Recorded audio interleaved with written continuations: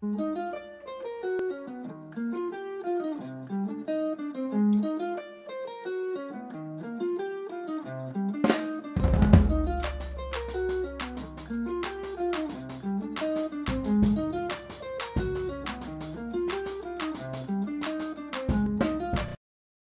I'm Luther Kruger, Big Blue Sun Museum of Solar Cooking in Minneapolis, and I'm here in, should I say, Hubbard, Ohio? Hubbard, Ohio. Not an undisclosed location. Hubbard, nothing proprietary. No. The Eagles. No. Go Eagles. Go right? Eagles. And this is a real treat because these are two people that have walked the talk as far as promoting solar cooking, explored all possible avenues for making sure people know it exists, it's good, it's a green solution, all sorts of things. So. And typically I just ask 2 or 3 questions and let you tell your story. And the first one, before we get into some of the cookers and your projects, is when did it dawn on you that the sun's energy was useful for cooking or for anything? When did you get into solar energy? We'll start here. Okay, I'll go first. I had the benefit of being a science teacher, and in 5th grade, one of the units we studied was solar energy. Sure. And in the book was Barbara Kerr, a short story about Barbara Kerr making pizzas in a box oven. And it was just one little page, and I saw that, and a light bulb went off, and I'm like, that's how I'm going to teach my solar energy unit to my students. So that was in the mid-90s. Wow. And she was a true pioneer, and yes. that little initiation for me was enough to get the ball rolling. Yeah. Her name and Joe Radabau's are the 2 that keep coming up, which is about everyone I talk to. So, yeah, not surprising at all. Right. Yeah. How about Jennifer? And mine was probably 6 or 7 years ago. We live in the same town. Yep. And I've known Mary, and I know what she does, and educationally. We discussed a couple of possibilities, one of which was a trip to Haiti with Sharon Cousins. And we were talking about the types of things that they would be doing and what the education was about. And it turned out it was solar cooking. Sure. And I was stunned. Absolutely stunned that a person who I thought was environmentally concerned, socially responsible, had never heard of solar cooking.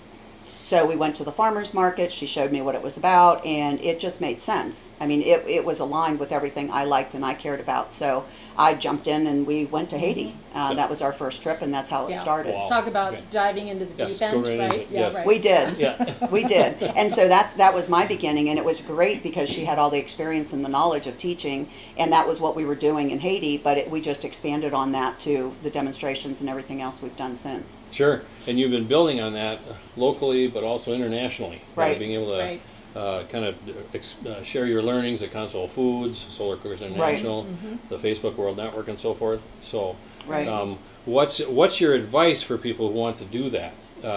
They say they hear about deforestation. Okay, I'm going to go to Africa and do this. What are your tips? Maybe the pitfalls to avoid, but also the best ways to promote it. Yeah. Do you want to go first? Well, yeah, I'm really, I believe in asking what needs to be done.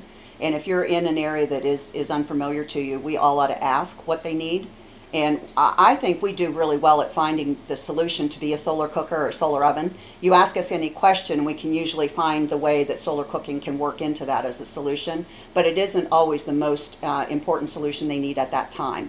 So I think being sensitive to the needs of the community first, build the bridge, and also then find the way that solar cooking can work in and be beneficial to them. Because if it isn't sustainable, then it's a flash in the pan, it's a one-off, and that's not what we want to do. We want education, and we want it to continue after we leave. So I think, making the program replicable and long-lasting is the goal. Therefore, we have to start with what their needs are. Sure.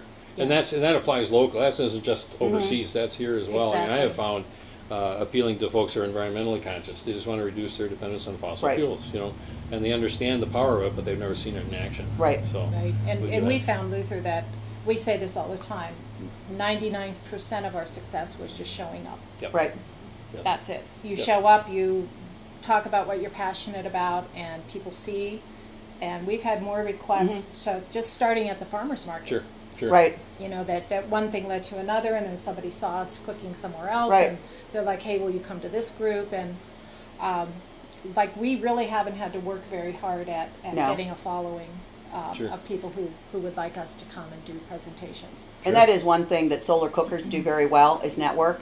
Yes. You know, everything I learned in business practices about networking is magnified or on steroids when it comes to solar cooking, because it's such a close-knit, tight community, and everybody knows something about what everybody else does. And it's great because we, like she said, we show up, someone asks us a question, and we will be there. We'll come, we'll show and demonstrate, and we also find links that didn't exist and we didn't really even know. The whole program model that we're saying, I started with a very nice diagram, a Venn diagram, and how it intersects, and we've blown that off the map, and it's because she said we show up. Yep. And we find connections, and people find connections for us, and we're invited different places. So it is a great community for sharing information, and I think that's part of it too, is that as long as they continue to share it, then we'll continue to be able to educate in the way that we do. Sure. And list a few of the different places you've gone to promote it. A farmer's market, that's like a no-brainer. That's easy. Right. You got Right. a lot of people milling through. They're taking their time. They usually have the time to talk to you. The schools thing, we'll definitely be talking about your schools Right. project, the Right, STEM right. education and so forth. What other venues, what other Yeah. places have been? We go big and small. Yeah. Right. It doesn't matter. From the farmers market, I think one of our first events was at a senior high-rise, Right. where it Yeah. was Yeah. elderly people, and they wanted to learn about a new method of cooking, and Something they could do with their grandchildren. Yeah. And we Yeah. do from science centers, big and small, like Carnegie Science Center in Pittsburgh is wonderful. It's a beacon in Right. this area for STEM education. and we've been working with them. We've for worked about for them 3 probably years 3 or now. 4 years. Yeah. And I think they have a commitment to this angle of it, and we feel that need for them. And we have a local science center in Youngstown called Oh Wow Children's Right. Science Center. Okay.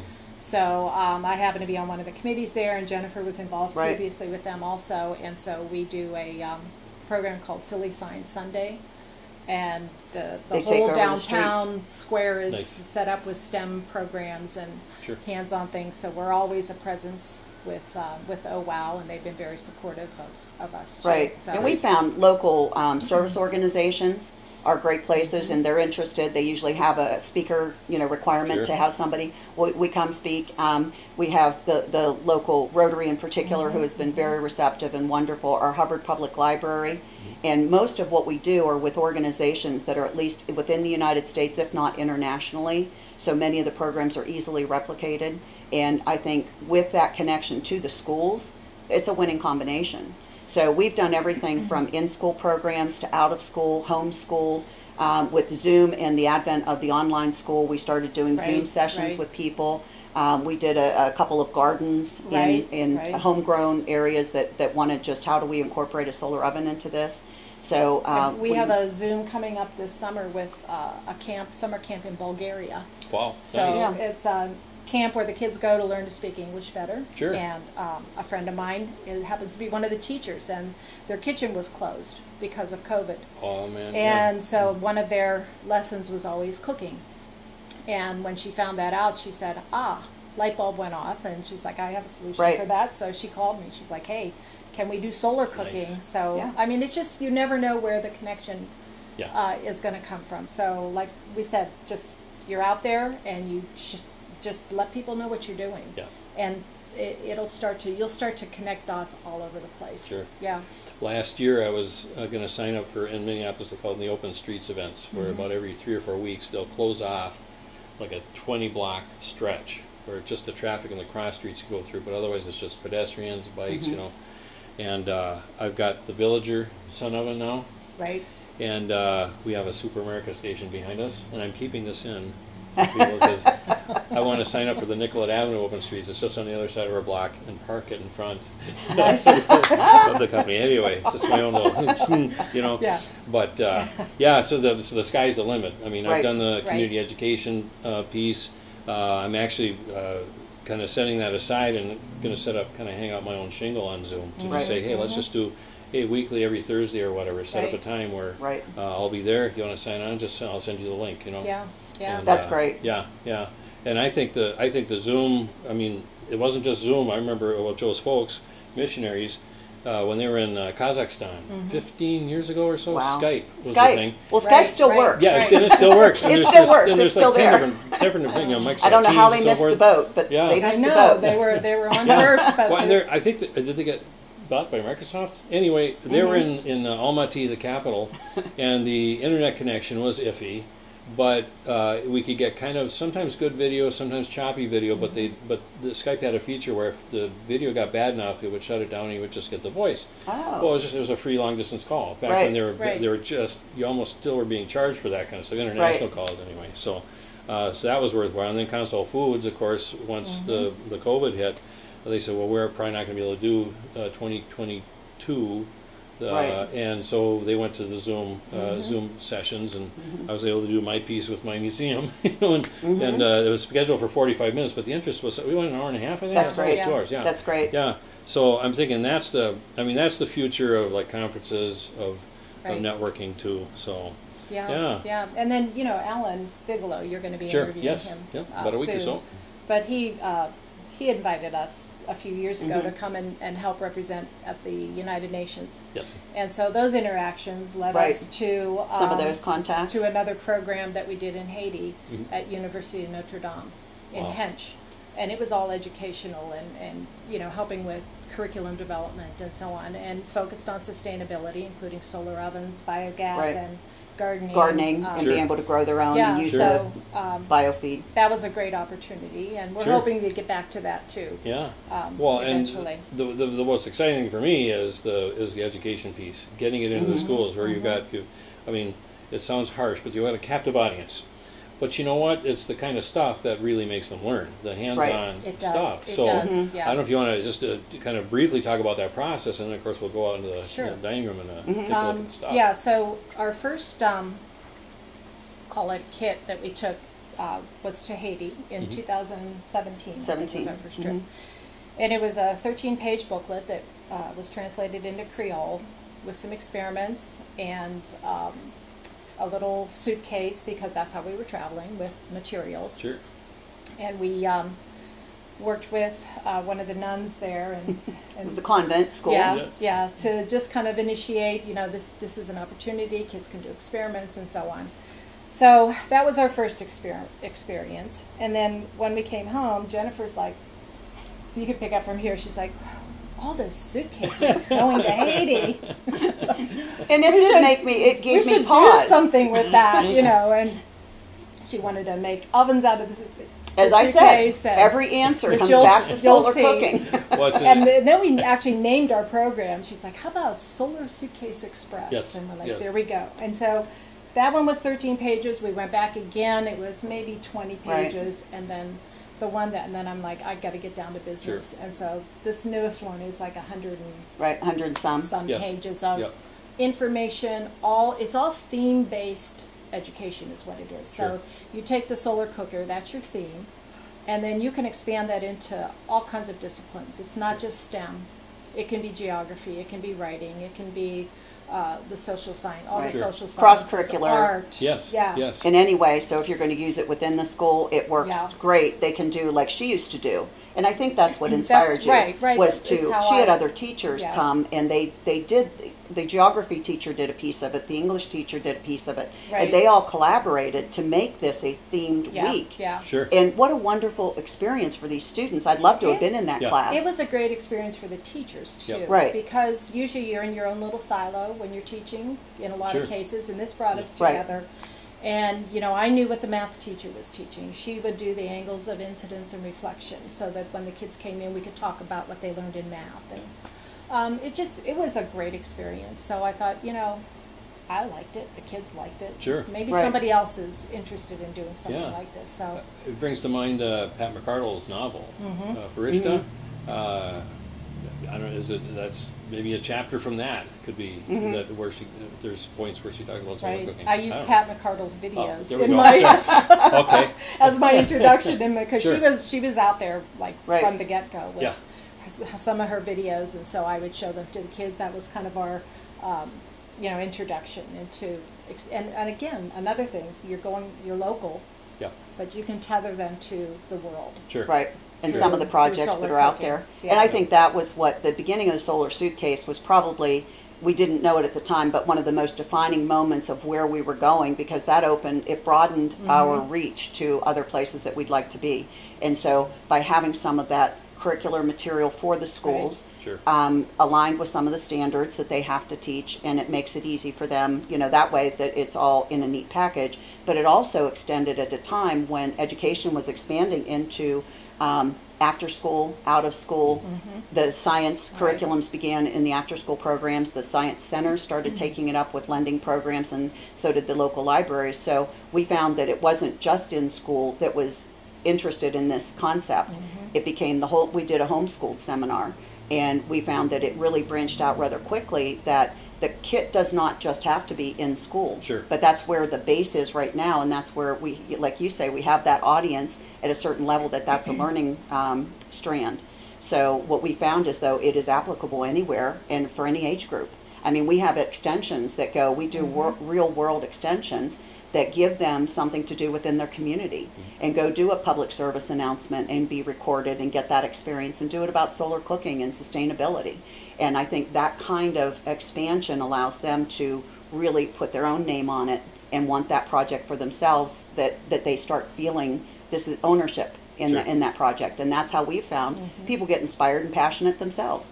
So that, I mean, we try to close the loop, close the circle, but every time we start to do that, it just keeps growing. I know. So I know. We picked the book up from the printer yesterday. Oh, nice. I was just about to ask, Yeah. what's the timeline for that? So it's here. Well, she said, she's like, I asked you for the final version. I said, there is no such thing. Yeah, forget that. This is the sort of close to, almost final, until we look at it And again. it'd be like, oh, another idea. Well, and you know that from teaching. I know that from teaching Right. at Metro State. Yeah. It's Yeah. every book. This is like, make sure you get the 7th edition, or you're gonna miss a couple chapters. And Well, it sparks your ideas. Right. You read something, you're like, ooh, you could do this with, but do you include that? Then the book is 200 pages. Sure. It's Yeah, and how much? so- When do you end? We don't Right, know. right. Yeah. We don't seem to know when to end. Well, no, you brought up the Solar Suitcase. Yeah. And this is a classic symptom of solar It cooking is. fanatics, is we call it solaritis, right? Everything you look at, like, how can I turn that into a solar cooker? Right. Well, You and you did. I was that was one of the first gotta things grab that it. I felt something nipping at me, and Yep. it was that we were told to bring the suitcase to Haiti, fill it with shoes and clothing, and leave it there. And I get the shoes and the clothing, but I didn't understand to leave the suitcase there. Sure. On an island, what do they do with all these suitcases? And then I said, wouldn't it be wonderful if we made the suitcase into the oven, so that when we take those down, we could open this and have an oven, and they could keep that solar suitcase as an oven. So that's Let's what bring that I out started here. working. Yeah. Here, I'll slide this over. All right. And this is what came of that conversation. All I right. just hand this over. Oh, sure. Yep. So I'll quickly deconstruct it just to prove. And hopefully this doesn't show in California where my daughter is, because that is her luggage, embroidered with her name and all. Don't tell her I took her suitcase. What I loved about it were two things: that we have the the pockets in the outside. So all of our materials, any of the extras that have to go in it, they just go inside it or they go in the pocket of it. My goal was to be sustainable. My goal was to use extra pieces from what we had.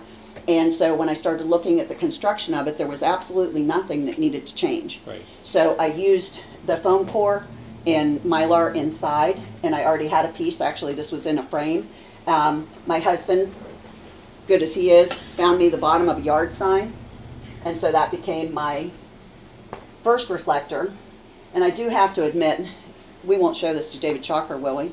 I took You'll probably two of stumble on it. Sorry, David, these are yours off your oven, but they fit perfectly Multi-purpose. They're on multi-purpose. the solar suitcase. So we put these in on each side, because in Ohio you always need reflectors. There is never a time you do. Maximize. And the 2-inch insulation is encased in Mylar as well, and it is rock wool or Roxwool, and it's a roofing insulation. And then this is just a picture frame. And so I glued down the picture frame, insulated it, put duct tape around the edges of the glass so it's not sharp.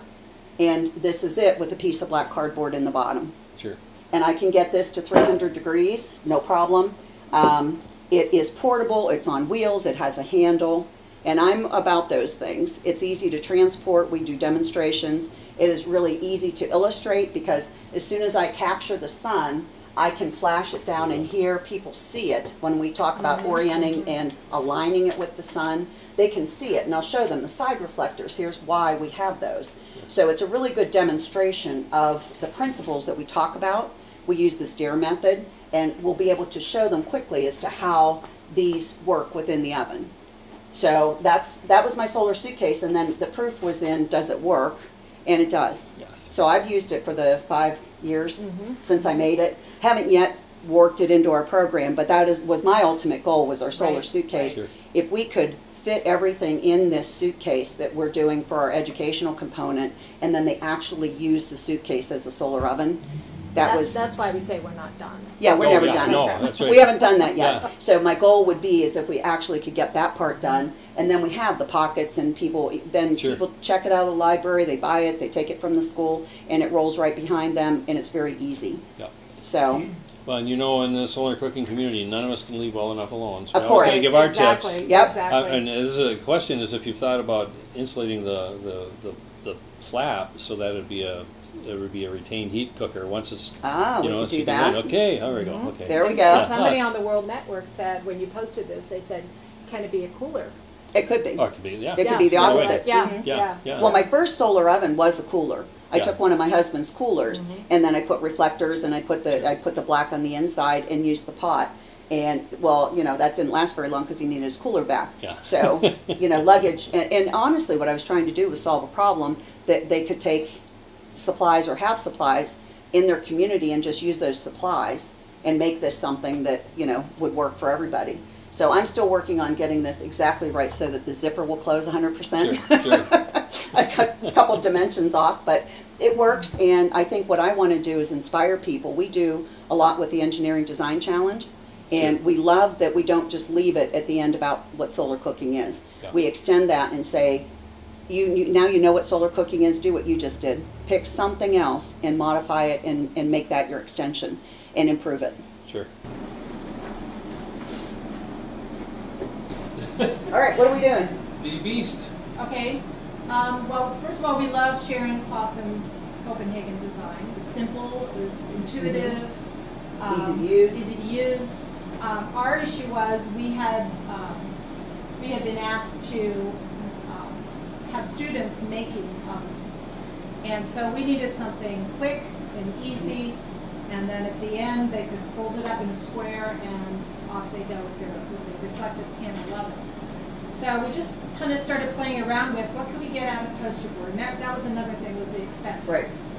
Something simple and easy and available. Yeah, is what and we poster wanted. board, you can pick them up for $1 a piece. Sure. So that seemed to be the good material to use. So we just played around with it until we came up with a design that is all one piece once you tape it together, tape the 4 panels together, and then I guess we'd have to take it apart to show you. Gotta what it show looks you. like. Oh yeah. Oh, that's perfect.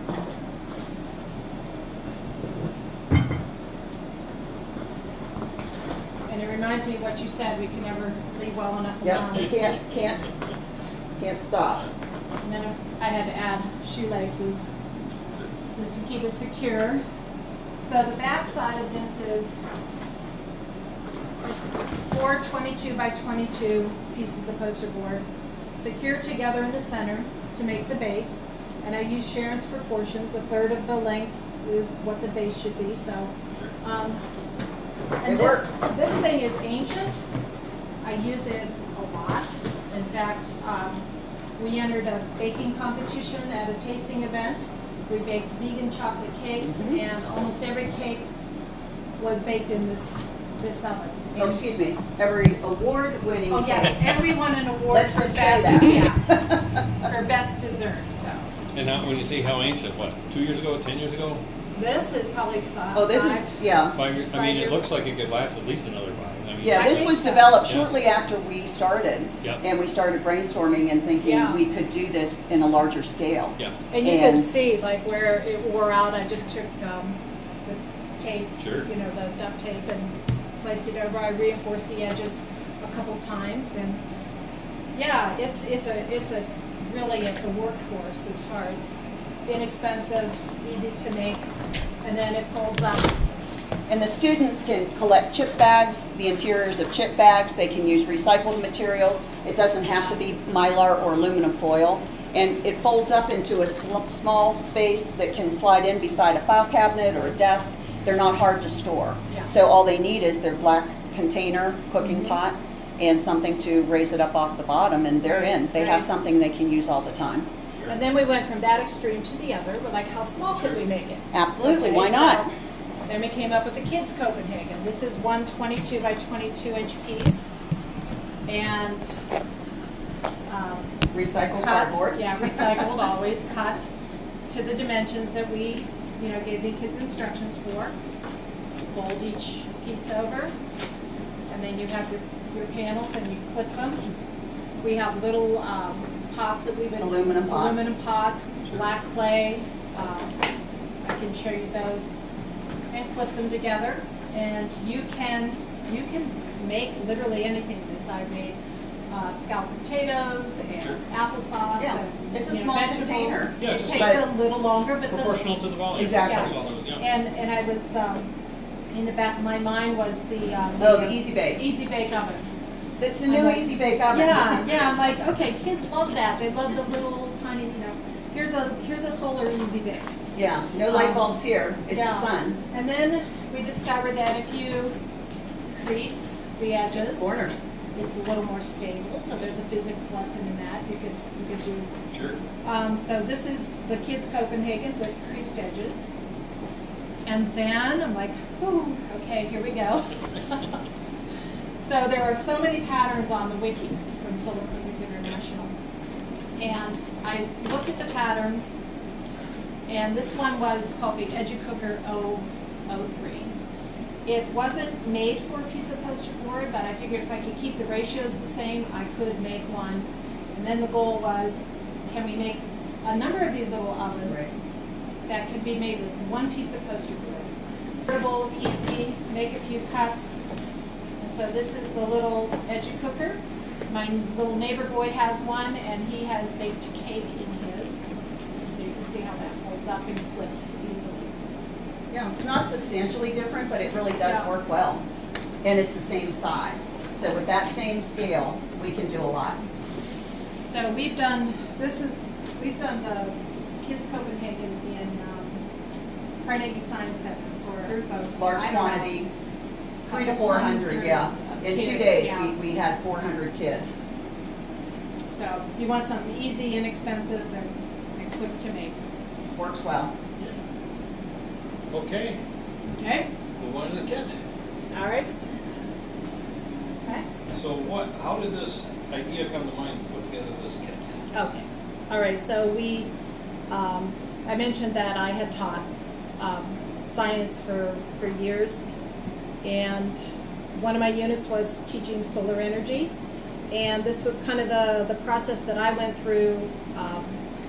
I used solar cookers as a theme for learning about solar energy, and then it kind of expanded into a cross-curricular kind of program. So with that in mind, Jennifer and I talked about how can we get this into the schools and make it something that the teachers can use, because we can't keep going into schools all the time. We'd like to have a materials and a resource that teachers can use, and the kids learn how to solar cook, but they also learn a lot more. So this is a kit that we came up with. It's based on our book called Skim Through Solar Cooking. And we use the process of solar cooking to explain science concepts. We teach kids what we call a DARE method. D in DARE is direct. You're directing light to a cooking space. And so we have a whole section on DARE. D is direct. We talk about angles of incidence, angles of reflection. Talk about the Earth rotating, because that, and the Earth revolving, and seasons, and latitude and longitude. All of those things affect how you're going to direct that light into your cooking space. So we take that opportunity to just talk about those things. We introduce kids to people around the world who are solar cooks. This is, the page happens to be Matteo from Italy, and he's an awesome guy. So we tell a little bit about him and his story of how he came to Solar Cook. And then we have experiments and activities, and that's where the Solar Suitcase comes in. The activities or the experiments or the engineering design challenges that we suggest in the book are accompanied by the materials that a classroom would need to conduct those different tasks. That's basically the concept. There was D, and then we have A is absorb. And you can learn a whole lot about the properties of light when you're talking about light absorption. And again, we go through, it's a similar setup. You meet someone, you have some activities. And then we have R is retain. You have to trap the heat in the cooking space. And then we talk about the number of ways to do that. And then the last one is E, which we initially say is eat, because the whole point of solar cooking or any cooking is to eat. Our last demonstration provided us with one of my favorites, edible education. Yeah. And we like that one. Yeah. That was good. They too like the letter E. So the kit is, our first full kit is going to be available at the Hubbard Library. We'll be going there shortly.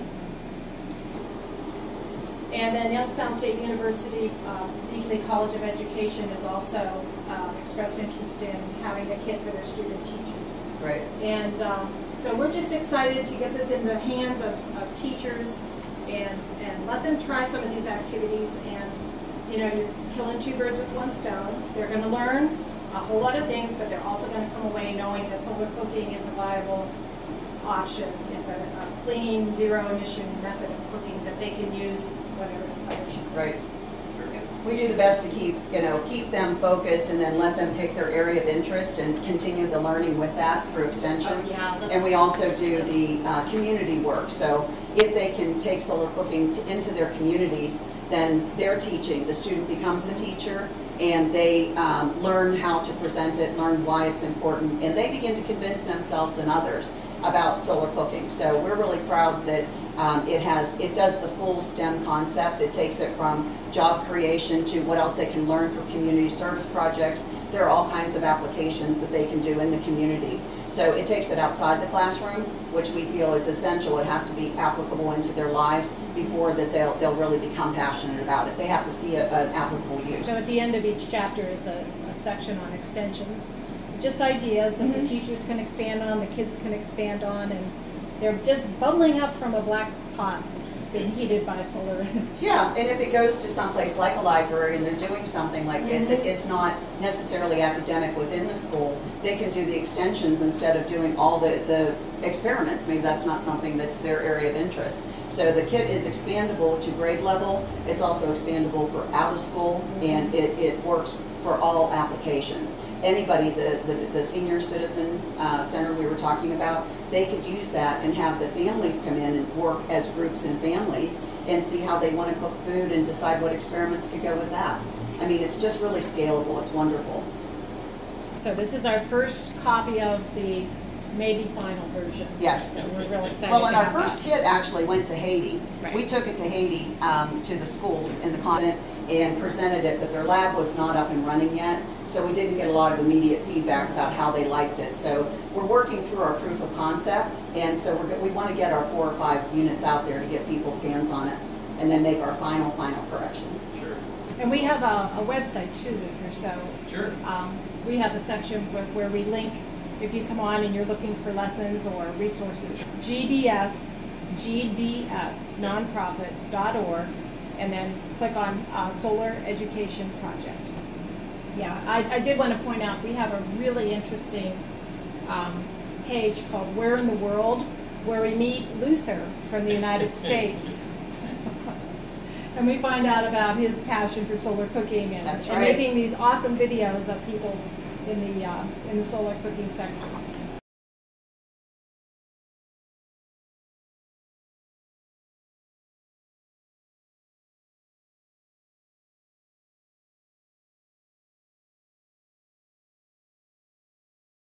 Happy to be here at the Hubbard Public Library, and this has a unique feature where people can check out solar cookers, thanks to the Solar Education Project. And we'd like you to tell us how the library is supporting it. First, introduce yourself and tell us how the library is supporting this. Start with you. Well, my name is Nathan Dempsey. I'm the Adult Services Manager here. And this all just kind of honestly fell together. What happened is we've been working on this project over here. We're calling it the Library of Things. So just a quick little introduction. We have some ukuleles and some other things over here that people can borrow. And Cynthia Herzl, who regrettably was unable to be here today, approached me and said she had found this really cool grant for a solar cooker. And she wanted to get my thoughts on adding it to the collection. And my thought was, why not? Sounds fun. So Cynthia put that grant in, and we were awarded the All-American Sun Oven, our first solar cooker. And then the Solar Sisters, who are floating around here, also graciously donated a couple of other solar cookers, the Haynes 1, I believe, and the GoSun Sport, which we have right here and right back there respectively. And so that's how our solar lending program kind of took off. What we are doing to support it right now, probably our main focus is working with the Hubbard schools. I contacted Mr. Ray Solomon, who's the superintendent of the schools, and said, here's what we're doing. We have these solar cookers, and we're going to be getting a solar suitcase. And we were thinking this would be an awesome project to team up with the schools to basically further STEM education. And Mr. Solomon got back to me, said it sounded like a magnificent idea. And so sometime in August, the plan is for me, Lorena, Solar Sisters and such to get together with Mr. Solomon and his curriculum director and a couple of other people and see what we can work out for putting together solar cooker related STEM education with the Hubbard schools. Sure. All right. And Lorena? Well, I'm Lorena Hegedus. I'm the director here at Hubbard Public Library, and Nate has really summed it up nicely in a nutshell, how this whole project started.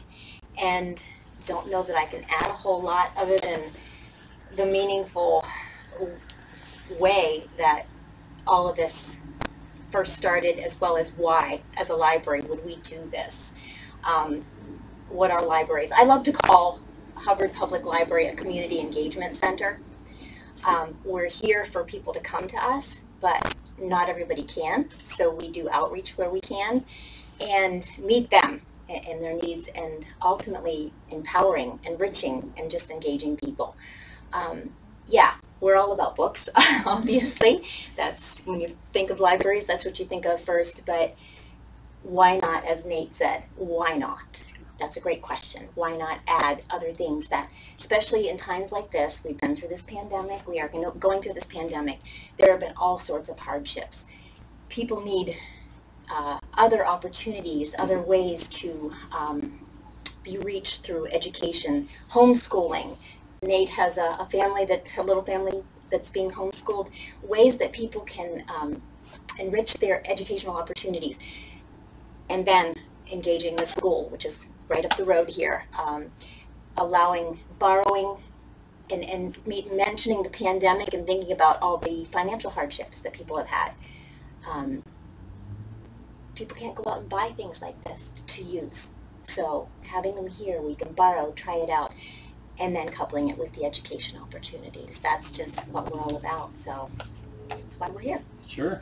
Well, are you aware of any other libraries that are doing something like this with anything remotely resembling solar cookers? As far as I know now, and Jennifer has corroborated, we are the only library, Sure. even internationally, that we're aware of that has started a program like this. And that is extremely exciting, and I'm so proud of this whole crew that's just made this happen. But what is also exciting about this whole thing, it stemmed from two ladies in this community who have had this project going on for several years now, quite a few years. Seeing them at the Hubbard Farmers Market a couple years ago. Wow, look at this is pretty cool. And then they actually were coming in the library 2 summers ago with a student from Youngstown State University and talking about building a curriculum for this, and I'm seeing this, and I'm like, oh my gosh, how can we be involved in this? And this is like, you know, and then it just flowed from there. And speaking to Mary one day, I'm like, you know, we don't have a program for lending these, but if there's a possibility, then, you know, we're on board here. So, and then the Solar Suitcase that has all sorts of goodies in it for enriching the curriculum and allowing teachers and students to engage in actual STEM activities. Molly is going to speak to how we have been able to access one of these suitcases that can be borrowed along with the solar ovens. I'm Molly Octor. I am the IT manager here at the Hubbard Library, so I'm not really a speaker. But I definitely, I'm the part of the Rotary here in Hubbard, and our Rotary group has generously donated the funds so that the library could get the kit for the learning kit for these solar ovens. And that way you can test it out before you purchase the kit. And we thought this is everything that the Rotary is. It's a community, it's local, it's international, and it's one of our goals, the sustainability. So why not? Why not be part of this? So we do everything else in the community that we can. Why not be a part of the solar oven project? Great. Well, and I have to say, last fall I interviewed a dozen folks deeply involved with solar cooking, and 3 or 4 of them mentioned Rotaries promoting solar cooking around the world. I mean, this is not a small thing. It's, like the Sun Oven Villager, I don't know if you're familiar with that. It's like the Sun Oven, only on steroids. You can cook 50 loaves of bread at a time. Oh, nice. It comes with a trailer, because you gotta, you know, and they have them all over the world. They've helped free up the funds or free up the, you know, the wherewithal to get them to countries where they're deforesting or they've got trouble with waterborne diseases, you know, where they've got to, you know, they don't have the clean water to cook with and so forth. So just Rotary is huge. I don't know of another organization that has really pitched in to promote solar cooking like Rotaries. I mean, Mary or Jennifer, you know, seriously, I mean, there are all sorts of companies, you know, maybe one time here, maybe an individual grant there, but Rotaries consistently for 20 years or more, I don't know, just forever. So hats off. Yes. Great. Okay. Any other insights or? And I'll reserve that Tesla on the way out there. You get the next one. It's a 2-week lending period. See, our little exercise bikes are the precursor to the Tesla. You have the generator? You are the generator. I'm the generator. I can just say also, on your way out, or if you want to, whenever you want to go downstairs, there's 2 display cases right before the circulation desk, one on either side of the hall, that have a really cool display about the solar cooking, about the solar lending. And although the books, the actual physical books, aren't in the display cases because we want them out so people can borrow them, they're covers of the books that are available that we have here at the library for lending. There again, this Cynthia Herzl and her wonderful contributions, volunteerism, she put together those display cases. Yes. So, and just commending again both of these ladies and their phenomenal, intelligent, collaborative way of putting this all together. Heart for the community, heart for international, you know, ability to collaborate, and the amazing book that totally explains all of this. So somebody like me that's totally ignorant could easily handle this. When and you bake your first loaf of bread, we'll celebrate. Yeah, right? Yeah, actually, absolutely. So yeah, we're even hoping, and I didn't mention this earlier, but obviously the school is a connection, but we also do some outreach to a local assisted living facility when we're a little more comfortable, and we've just started back doing outreach to into their facility. I'm hoping we can get a program going where some of those residents would enjoy seeing how this works and then the benefits of solar cooking. So, Sure. And hopefully they're not all lent out because we do have one. We'll have to get more. Yes. That would be the good problem. We'd have to. Yeah, it just This is what happens. This is great. Right? Well, since we're contributing ideas, do Yes. you have a south-facing window? Is this south? Yes, it is, right there. The sun dish. I have a sun dish. Right. Can you Right open outside them? Can you open them? these don't open, but And you need a balcony Like too. just- Well, you can always make You can cook with Yeah. that, the go sun in That's through a it. window. There We you go. could get funding for a revamp. pushing out the window and Yeah, just There you go. we just need to deal with solar. sun porch. Yeah, we'll talk. My people will talk to your people. Yeah, Right, exactly. Can we talk makerspace a little bit? Sure. So Molly's really involved in makerspace, and Molly, I'm so excited to share something with you about another project we're doing. Tell me all about it. Okay, I'll tell you all about it. Sorry, Ruth. No, go ahead. So several years ago, at the first Solar Cookers International conference that I went to, that I attended, I had a poster presentation.